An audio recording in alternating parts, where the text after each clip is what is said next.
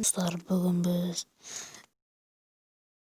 bu videoda konkursun победителini anықтайтын боламыз. Бұл Loki арнасы, достар. Бұл ең бірінші лайк басып, менің каналымда комментарий қалдырған екен. Бұл әртүрлі Free Fire және Among Us түсірген, достар. Өте қызық. Тіркеліңдер, ода зор качественный Free Fire videoları var, Among Us'lar var. Приколдар да түсіреді, достар.